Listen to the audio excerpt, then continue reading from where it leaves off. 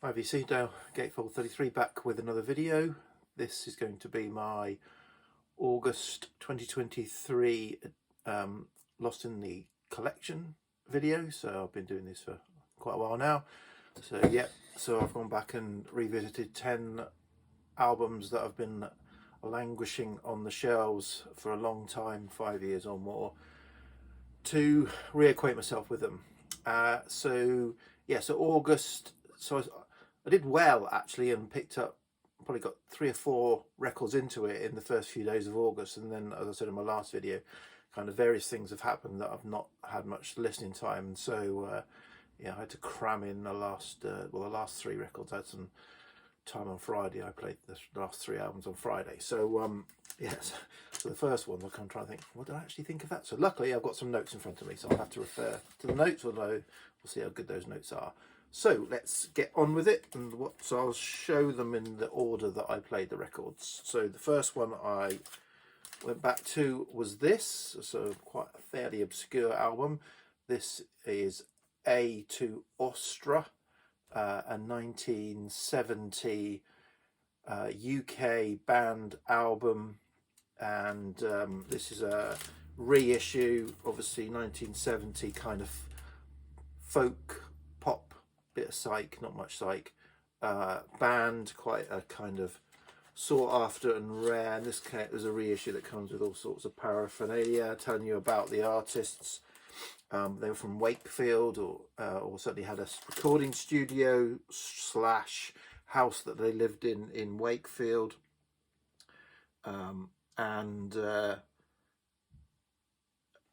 Yes, it's an interesting album. It's one of those kind of like obscure private press. They actually had their own record label that they also ran from the house, called Holy Ground Records, and and so they weren't prolific though. They did a few releases, but this was obviously originally on Holy Ground Records in 1970. It's interesting. It's a good album. What have I written? Quite a bit out there. Yeah, certainly very DIY, folk pop, psych, lovely feel, lo-fi feel, male vocals primarily. Whimsical I've put as well. So yeah, interesting to go back to, enjoyable release. Picked this up at a record fair about, I don't know, 8 or 9 years ago. So that was good. Next up, one of my favourite artists and my favourite guitarist, Richard Thompson. So yeah, went back to this 1986 solo album. It's not his strongest album, but some good moments on it. It's got Valerie, which is quite a sort of a popular song that he's done. Dead Man's Handle is pretty good. Long Dead Love, but Our Body's in Heaven, the closing track, is quite a powerful song. It's got some nice moments on it, and it's a Richard Thompson album. So whilst it might not be his best, it's part of the collection. I actually played it because I got 2 copies, and I was going to get rid of one of them, so I was just kind of seeing which one was best, or seeing if the one I had was decent, keeping that. Yeah, it's the first album that he produced by Mitchell Froom. He did a few more albums with Mitchell Froom that were perhaps better than this, but this was the first kind of time that they worked together. But yeah, good album. Not his best, but a good album. Okay, next is an album that I tend to, in fact, there's a few albums today that I tend to kind of go past for what I regard as the strongest album in their collection. So this is Portishead's self-titled eponymous second album. Absolutely adore Dummy, and one of my all-time favorite albums. So if I'm in the mood for some Portishead, I will probably play Dummy or the live NYC live one, but this is still a good album, and I went, so if you like, had to consciously go back to it. And this is a reissued double album. It's got an extra track on it, Humming. Wasn't originally on the original album, but so what have I said about that? What I've already said. you know, All Mine is a great song on it.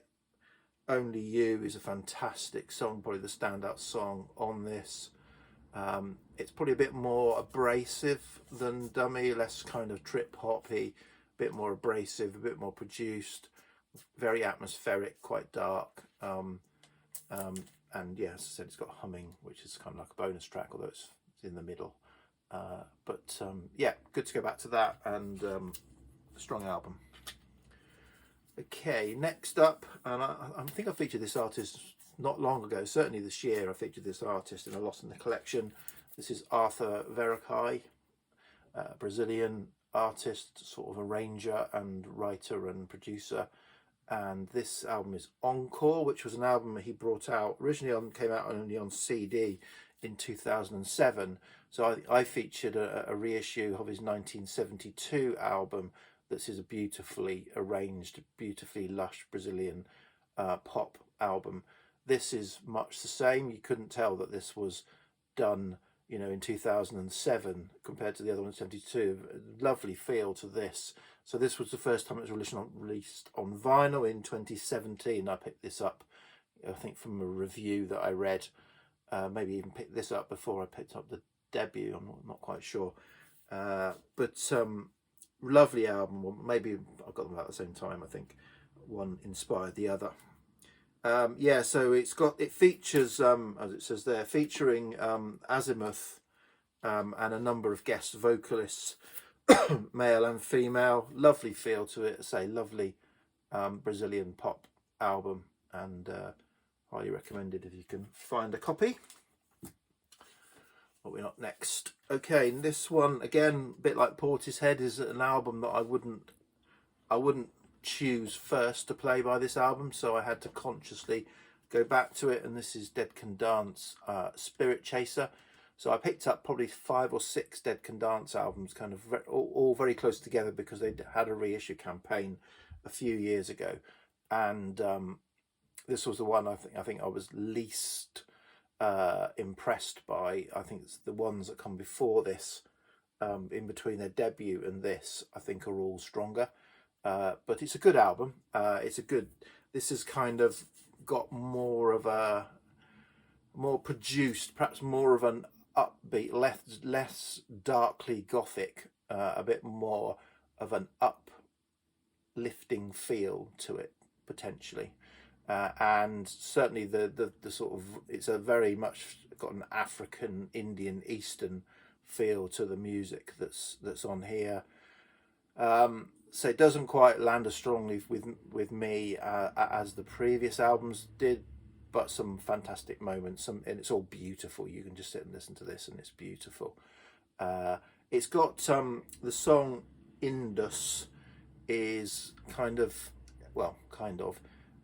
you know, George Harrison gave permission for Within You Without You, Beatles song, to be almost, it features in there, that if you like, the music or an arrangement very similar to it features as part of that song. So any of you Beatles nuts out there who want a Beatles connection, there's a Beatles connection in this. But yeah, some lovely songs on it as well.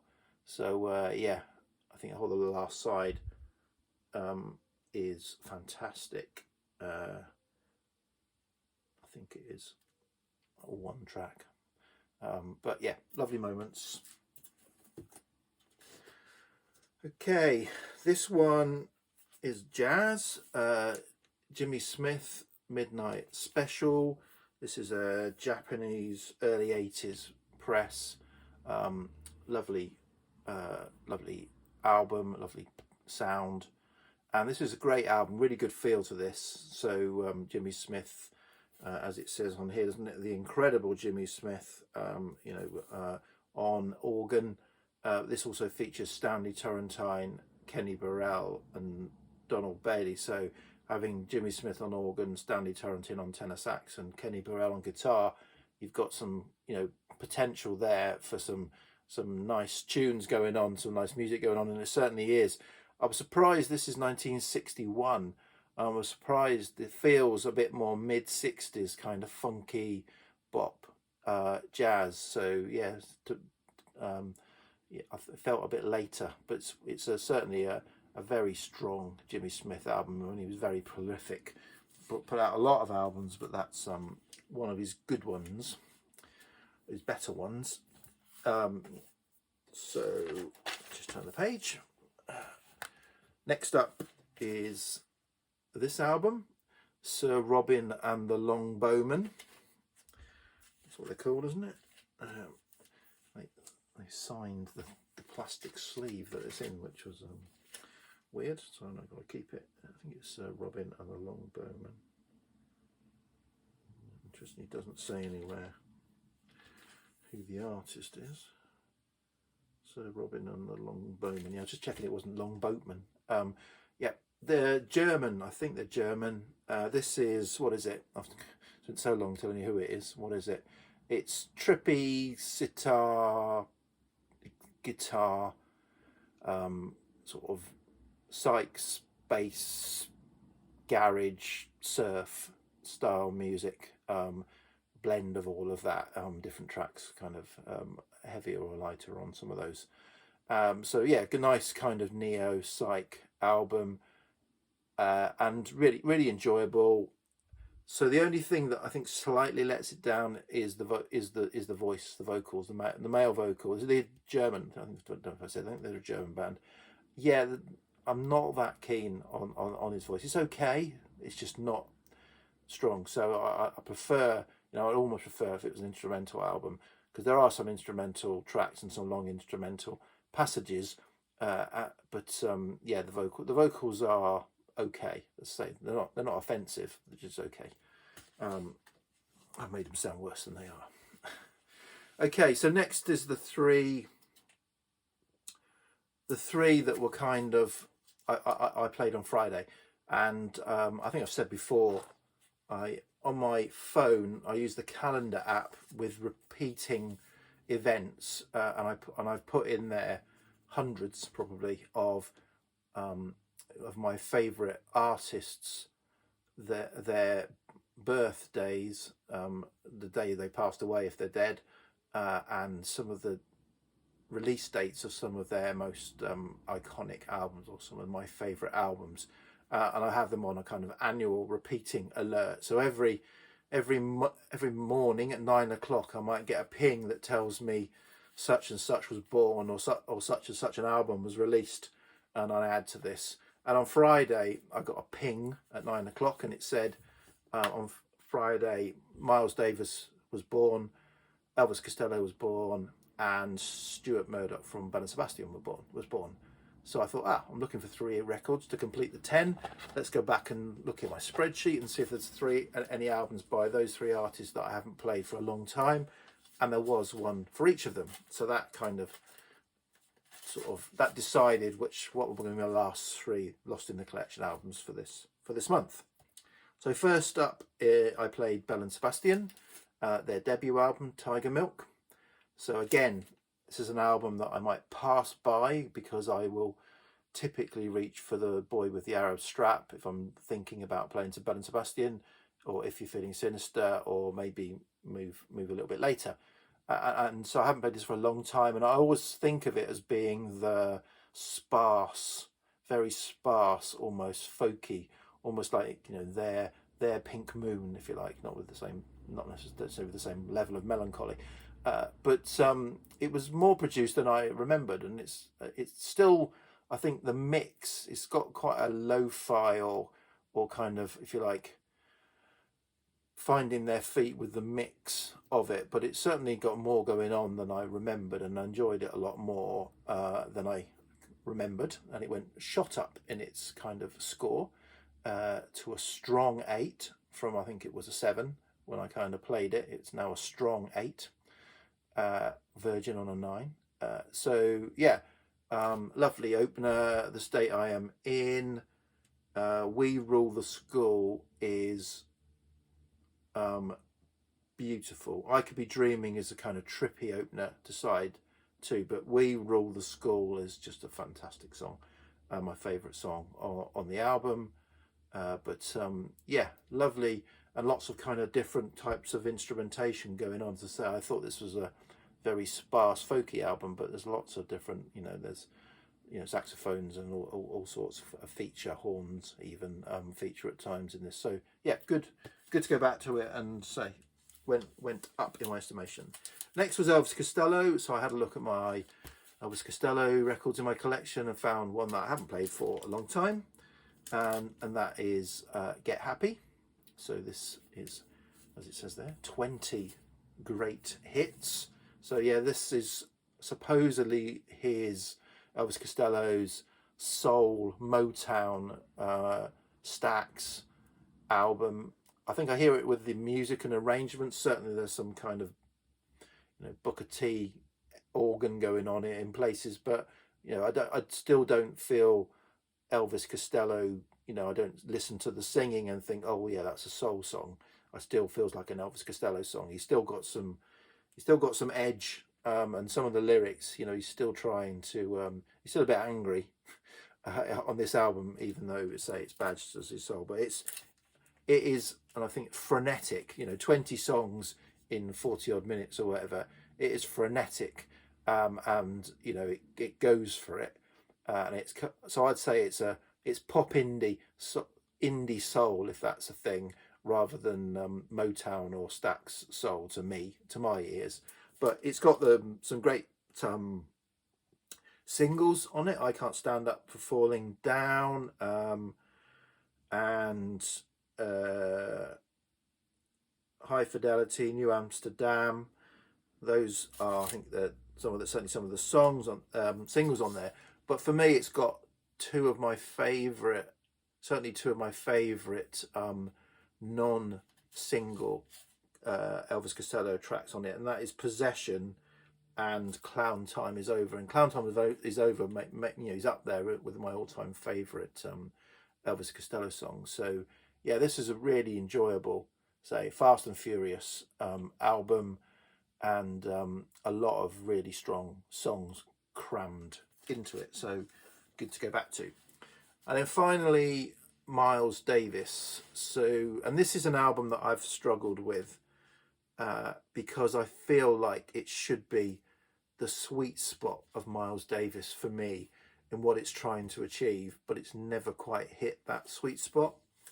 So this is Sketches of Spain. This is a Columbia masterpiece album that I picked up from a car boot sale several years ago, and I've got a CD as well. But every time I play it, I kind of say I want it to be.